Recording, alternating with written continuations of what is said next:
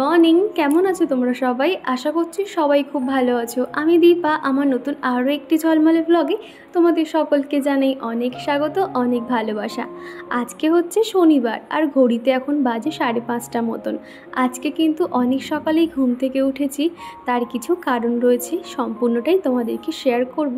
আর এটাও শেয়ার করব যে বাড়িতে হুট করে অতিথি চলে এলে কিভাবে ঝটপট আমি ঘরের কাজকর্মগুলো গুছিয়ে রাখি, সাথে আমার বেডরুম, লিভিং রুম এবং কিচেনটাও অর্গানাইজ করে রাখবো, যাতে অতিথিরা যখন বাড়িতে আসবে যাতে তাদের চোখে না পড়ে কোনো জায়গায় একটা অগোছালো হয়ে রয়েছে। আর এত সকালে তো ঘুম থেকে ওঠা হয় না, আর এখন দেখো এত পরিমাণে ঘুম লাগছে, আবার বসেছিলাম দোলনায়, আরও যেন বেশি চোখটা জুড়িয়ে আসছিল। তো আমি তো এই বেসিনটাতে মুখ টুক ধুই না, তোমরা জানো। আমি কিন্তু রান্নাঘরের সিঙ্ক থেকে মুখটা ধুয়ে এসে তারপরে মুখটা ফেস ওয়াশ দিয়ে নিয়েছি। রাতে যেহেতু নাইট ক্রিম মাখা থাকে, সকালে উঠে ফেস ওয়াশটা না দিলে স্কিনে কিন্তু অনেক রকমের প্রবলেম হতে পারে, সেই জন্য সকালে ব্রাশ করার সাথে সাথে একটু ফেস ওয়াশও দিয়ে নিয়েছি। আর এখন এই তো জানালাগুলো খুলে দিয়েছি, আর চিকুর পাপা এখনও সবাই ঘুমোচ্ছে, আর সেই ফাঁকে কিন্তু আমি আমার কাজকর্মগুলো খানিকটা এগিয়ে রাখছি। আগে ভাবলাম স্নান করে ঠাকুর পুজোটা করে নিই, তারপরে বাকি কাজে হাত দেব। তো এখনও কিন্তু বাসি কাজকর্ম সেরকম কিছুই হয়নি। আর চিকুও আজকে দেখে দেখে আমার সঙ্গে তাড়াতাড়ি ঘুম থেকে উঠে পড়েছে। আসলে কি হয়েছে, বাড়ির সামনে এত পরিমাণে কাজ হচ্ছে, গাড়ি যাচ্ছে, আওয়াজে না ও আর ঘুমোতে পারেনি। তো ওকে একটু জল বিস্কুটটা দিয়ে এলাম, ওর পাপাকে বললাম ওকে তুমি খাইয়ে দাও, আর এরই মধ্যে আমি স্নান করে চলেও এসেছি। তো এখন কয়েকটা জামা কাপড় মেলে দেবো। আর আগের দিন জামা কাপড়গুলো এত পরিমাণে স্যাঁতস্যাঁতে ভেজা ছিল, সেই জন্য না ঘরে আর মেলে দিইনি, তো এই বারান্দাতেই আর কি ছিল। তো সেগুলো বেশ ভালোভাবে শুকিয়ে গেছে, সেগুলো ভিতরে রেখে দিয়ে আসবো। আর আজকে যে কটা জামা কাপড় কেচে দিয়েছিলাম সেগুলো এখন মেলে দিয়েছি। আমার এক বন্ধু ফতেমা, সে কমেন্ট করেছে আমি তার নাম কেন নিই না। কি জানো তো, আমি যেহেতু সকালবেলা ভিডিও পোস্ট করি, আর রাতের মধ্যে তোমরা যারা যারা কমেন্ট করো সবার নাম তো আমি নোট করে নিই, আর তারপর যখন কেউ কমেন্ট করে সেই নামগুলো তো আর নোট করা হয় না, তখন হয়তো সেগুলো বাদ চলে যায়, এই কারণে হয়তো হতে পারে। আর মিষ্টি কমেন্ট করেছিলে দিদিভাই তোমার বাড়ি কোথায়। আমার বাড়ি হচ্ছে 3টে বাড়ি। আমি বর্তমানে যেখানে রয়েছি সেটা হলো হাওড়াতে, আর আমার বাপের বাড়ি দক্ষিণ বারাসাত, আর শ্বশুর বাড়ি কলকাতাতে। আর এই যে স্নানের পরে একটুখানি সানস্ক্রিন মেখে নিয়েছি, নিয়ে একটু টিপ সিঁদুর পরে নিলাম। তো চুল টুল বেঁধে এখন ঠাকুর পুজোটাও কিন্তু সেরে নিয়েছি। যতক্ষণ না ঠাকুর পুজো করতে পারি যেন মনে হয় যে আমার কাজ যেন কোথাও একটা আনকমপ্লিট রয়ে গেছে। তো এই যে সুন্দর করে ঠাকুর পুজোটা দিয়ে নিয়েছি। আর খুশবু খাতুন জিজ্ঞাসা করেছিলে দিদিভাই তুমি কেমন আছো এবং চিকু কেমন আছে। আমরা সবাই খুব ভালো আছি। আর জানতে চেয়েছো চিকুর বয়স কত। এই অগস্ট মাস এলে চিকুর বয়স পুরো 3 বছর কমপ্লিট হবে। আর আশালতা দিদিভাই জিজ্ঞাসা করেছিলে তোমার প্রিয় রং কি হলুদ। সবসময় হলুদ রঙের নেল পলিশ পরতে দেখেছি তাই বলছি। আর তোমার জামা প্যান্ট প্লেন করার পদ্ধতিটা বেশ ভালো।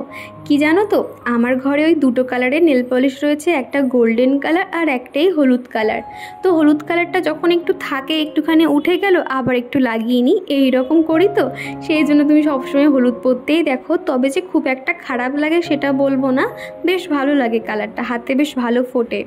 তো যাই হোক, চিকুকে এখন একটু রেডি করিয়ে দিয়েছি, তো ওদিকে এখন খেলনা নিয়ে খেলতে থাকবে, আর আমি আমার কাজগুলো টুকটুক করে করতে থাকবো। আমার এক বন্ধু জানতে চেয়েছিলে তুমি তোমার চ্যানেলে লং ভিডিও দিচ্ছ প্লাস শর্ট ভিডিও দিচ্ছ, কিন্তু তোমার লং ভিডিওতে ভিউজ হচ্ছে না, শর্ট ভিডিওতে ভালো ভিউজ হচ্ছে। তো তোমাকে বলতে চাই ওটা যেহেতু তোমার ভ্লগের চ্যানেল, আর ভ্লগের চ্যানেলে তুমি শর্টসের ভিডিও না দেওয়াটাই বেটার হবে। তোমার বড় ভিডিওতে তোমার ভিউজ কম হোক, তাও তোমাকে বলবো একটা সময় মেনটেন করে প্রতিদিন ভিডিও দিয়ে যাও। মোটামুটি একটানা যদি এরকম কাজ করে যেতে পারো নিশ্চয়ই তুমি সফলতা পাবে। তার মধ্যে দেখবে যে কোনো একটা না একটা ভিডিও তোমার ভাইরাল হয়ে যাবে। তবে শর্টস দিলে কি হয়, শর্টস থেকে যে তুমি যে সাবস্ক্রাইবগুলো গেইন করছো ওরা কিন্তু তোমার লং ভিডিও দেখবে না, ওরা কিন্তু তোমার শর্ট ভিডিও দেখেই তোমাকে সাবস্ক্রাইব করেছে। সেই জন্য বলবো তুমি ওই ভ্লগের চ্যানেলে শর্টসগুলো না দেওয়াই ভালো হবে। আর এদিকে তোমাদের সাথে কথা বলতে বলতে আমার বেডরুমটাও কিন্তু সুন্দর করে গুছিয়ে নিচ্ছি। আর এদিকে আমার বিছানাটাও ঝাড়া হয়ে গেছে আর বালিশগুলো গুছিয়ে রাখলাম। আজকে আমাদের বাড়িতে আমার শ্বশুরমশাই এবং শাশুড়ি মা আসছেন, সেই কারণে কিন্তু এত তোড়জোড়। আমার শাশুড়ি মার এত বয়স হয়ে গেছে, এখনও পর্যন্ত কিন্তু ওনার ঘরে প্রত্যেকটা কোণা কত সুন্দর পরিষ্কার টিপটপ রাখা। আমি কিন্তু এই যে আমার কাজ দেখে তোমরা এত প্রশংসা করো, এত ভালো ভালো কমেন্ট করো, তো প্রত্যেকটা কিন্তু ওনার কাছ থেকে শেখা। আমি ওনার কাছ থেকেই শিখেছি যে ঘরে যাই থাকুক না কেন তাই দিয়ে কিভাবে ঘর বাড়ি সুন্দর করে গুছিয়ে রাখতে হয়। তো সেই জন্য আর কি উনি কিন্তু কোনো রকম ময়লা জিনিস, এদিক ওদিক অগোছালো জিনিস একদমই দেখতে পারে না। তো সেই জন্য চেষ্টা করছি প্রত্যেকটা জায়গায় যাতে টিপটপ করে রাখতে পারি।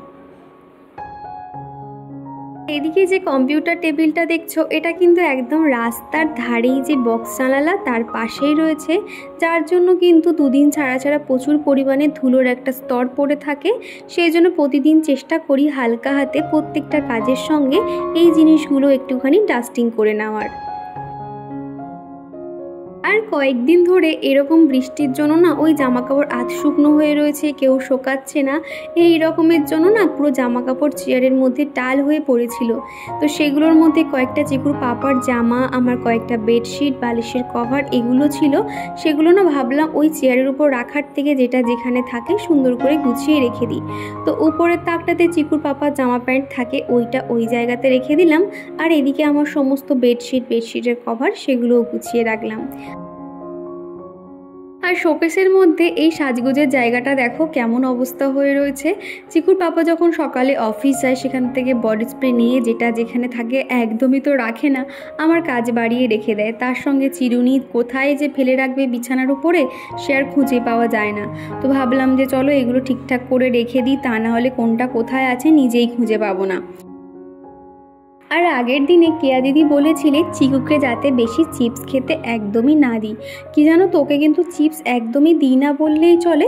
যখন খুব বায়না করে আমি পারছি না হয়তো সামাল দিতে, তখনই কিন্তু হাতে কোনো রকম চকলেট কিংবা একটা চিপস এরকম কিন্তু দিয়ে দিই। তা না হলে কিন্তু খুব একটা চিপস ওকে দিই না। জানি তো বাচ্চাদের জন্য চিপস কিন্তু একদমই ভালো নয়। আর যখনই দিই চিপসের গায়ে যে ওই যে প্যাকেজিং যে ডেট লেখা থাকে সেটা কিন্তু অবশ্যই দেখে নিই আমরা। আর এদিকে চিকুর পাপার কয়েকটা শার্ট প্যান্ট আমি এই বেঞ্চের উপরে রেখে দিয়েছিলাম, সেগুলো দেখো খুব ভালো করে কিন্তু আয়রন হয়ে গেছে। এগুলো যেটা যেখানে থাকে এই শোকেসের মধ্যে কিন্তু রেখে দিচ্ছি। আর এরই মধ্যে কিন্তু চিকুর পাপা অফিসে বেরিয়ে গেছে, আর আমাকে বলল কি সকালে কোনো রকম টিফিন বানাতে হবে না, আমি বাইরে থেকে খেয়ে নেব। তো একদিকে ভালোই হয়েছে, সকালে কোনো রকম আর টিফিনে ঝামেলা করতে হয়নি। আর এদিকে কিন্তু আমি সুন্দর করে ঘরের কাজবাজগুলো করে নিতে পারছি। আমার মনে হয় ঘর ছোট হোক কিংবা বড় হোক, ঘরে জিনিসপত্র দামি দামি ফার্নিচার থাকুক নাই থাকুক, যদি আমরা নিজেদের মতন করে ঘরটাকে মনের মতন করে গুছিয়ে রাখতে পারি সেক্ষেত্রে কিন্তু সেই ঘর সবারই ভালো লাগবে, তাই না? আমার এই ভাড়া বাড়িতে কিন্তু দামি দামি ফার্নিচার একদমই নেই, তবে যতটুকু আছে সেই দিয়ে কিন্তু আমার ঘরটাকে সুন্দর করে গুছিয়ে রাখার চেষ্টা করি। আর এটাও জানি তোমরাও বেশ আমার ঘরের ফার্নিচারগুলো বলো বা ঘরের প্রত্যেকটা জিনিস আমাকেও খুব পছন্দ করো। আর তোমরা যখন কমেন্ট করে জানাও তোমাদের কথাগুলো আমি এত মোটিভেট হই কি বলবো তোমাদের। একটা ঘরের সৌন্দর্য কিন্তু নির্ভর করে সেই ঘরের বেডের উপর, সেই বেডটা কেমন, এবং একটা সুন্দর একটা বেড কভার দিলে কিন্তু তার সৌন্দর্য অনেক অংশে বেড়ে যায়। এই যে আমার ঘরে কিন্তু দেখো শুধুমাত্র একটা শোকেস রয়েছে আর একটা কম্পিউটার টেবিল আর রয়েছে এদিকে একটা বেড, আর কিছুই নেই। তাও কিন্তু এই ঘরটা আমার কাছে অনেক প্রিয় আর তোমরাও বেশ পছন্দ করো। তো এখন এই যে তোমাদের সাথে কথা বলতে বলতে আমি কিন্তু টুকটুক করে অনেক কাজই করে নিয়েছি। আর এখন এই তো ঘরটা ঝাড় দিয়ে ঘরটা মুছে নেব। আজকে যেহেতু অনেক সকাল সকাল ঘুম থেকে উঠেছি সেই জন্য কিন্তু দুপুর 12টার মধ্যে আমার সমস্ত কাজকর্ম হয়ে গেছিল। আর আজকে যেহেতু শনিবার, মা বাবা কিন্তু নিরামিষ খায় আর ওনাদের আস্তে আস্তে কিন্তু বিকেল হয়ে গেছিল। তো সেই জন্য ভাবলাম যে চলো কি আর করা যাবে, কাজকর্মগুলো সন্ধ্যের কিছুটা কাজ আমি এগিয়ে রাখি, যাতে মামনি বাবা যখন চলে আসবে ওদেরকে কিছু চা বানিয়ে দেওয়া বা টুকটাক টিফিনের ব্যবস্থা করা, যাতে এগুলো আমি করতে পারি, সেই কারণে আর কি। আর এদিকে এই দোলনার উপরে কয়েকটা জামা কাপড় ছিল, চিকুর জামা কাপড়, সেগুলো ভাঁজ করে নিয়েছি। কদিন ধরে ঘরে যে পরিমাণে জামা কাপড় জমেছিল, তো সেগুলো জায়গায় রাখতে না ঘর যেন কতটা ফাঁকা ফাঁকা লাগছে, আর একটা যেন স্বস্তিও পেয়েছি। তো সেগুলো রেখে দিয়ে এখন ঘরটা সুন্দর করে মুছে নিচ্ছি। সকালবেলা উঠে না কি করেছি, বাসি ঘরটা পুরো একদম জল ছড়া দিয়ে নিই আর একটুখানি ঝাঁট দিয়ে নিই ওই মেন গেটটার কাছে আর কি। তারপরে বেলার দিকে আমি সুন্দর করে টুকটুক করে কাজকর্মগুলো করতে থাকি। না তো ওই সকালে উঠেই যে ঘর ঝাঁট দেবো এটা কিন্তু ঠিক হয়ে ওঠে না আমার। আর এদিকে ঘরটা মোছা হয়ে গেলে পাপোশটা জায়গায় রেখে দেব। আর এরই সঙ্গে চলো প্রতিদিন যারা আমাকে মিষ্টি মিষ্টি কমেন্ট করে তাদের নাম নেওয়া যাক। তো প্রথমেই কমেন্ট করেছে ফতেমা, সোনিয়া খাতুন, মিষ্টি, খুশবু খাতুন। তারপরে কমেন্ট করেছে ঝুম্পা সাঁতরা, রিয়া ঘোষ, আমাদের গল্পকথা, শুভজিৎ মণ্ডল, মিষ্টি, মধু, পৌষ সানসাইন। তারপরে কমেন্ট করেছে Shreyasi Sharma, Payel, Ranjita Roy, Sumi world frame, rose almond love, Abhitanu. তারপরে রয়েছে পিয়ালি সরকার দাস। তারপরে রয়েছে Shuvan Roy, Sonali Saha, Zinia Roy, Pampi Sharma, simple lifestyle with Monir, care family, Zinia Roy, Rakhi Mondal, Tula De, Mou lifestyle, Mitali Chowdhury. তারপরে কমেন্ট করেছে নাজমুন শাহ, আশালতা কোলে, দিদিভাই। তো দিদিভাই বোনেরা তোমাদেরকে অসংখ্য ধন্যবাদ। আর আজকে নামগুলো আমাকে বলতে একটু অসুবিধা হলো, আজকে না আমি নোট করতে ভুলে গেছিলাম, তো আমি আরেকটা ফোন থেকে সেই নামগুলো বলছিলাম, সেই কারণে আর কি। তারপরে চলে এসেছি আমি রান্নাঘরে। আর সকালে যে রান্না করেছিলাম কয়েকটা জিনিসপত্র অগোছালো হয়ে রয়েছে, সেগুলো এখন গোছাবো। তার আগে ভাবলাম যে কন্টেনারগুলো খালি হয়ে এসছে সেগুলো ভরে নিই। যেমন ধরো সাদা তেল এবং হলুদ গুঁড়ো এগুলো না ঢালতে হতো। আর এদিকে রান্নাঘরের সেলফে কয়েকটা বোতল দেখো খালি হয়ে পড়ে রয়েছে। আমাকে যেহেতু খাবার জলে রান্নাবান্না সমস্তটাই করতে হয়, তো সেই কারণে কয়েকটা বোতল খালি হয়ে গেছে। এখন সেই খাবার জলগুলো ভরে এখন ফ্রিজের মধ্যে রেখে দিচ্ছি। আর ঠান্ডা জলগুলো না বাইরে খানিকক্ষণের জন্য বার করে রেখে দেবো, তারপর রুম টেম্পারেচারে এলেই আর কি জলটা খেতে পারবো। আর এদিকে দেখো ফ্রিজের অবস্থাটা কি হয়ে রয়েছে। প্রত্যেক মাসের শেষে আর কি ফ্রিজটা আমি একবার করে পরিষ্কার করে নিই। আর এখনও পর্যন্ত তো সময় পাইনি। আবার তো নতুন মাস শুরু হলে আবারও হচ্ছে গিয়ে মান্থলি বাজার করা হবে, তখন টুকটাক জিনিসপত্র তো এখানে রাখতে হয়।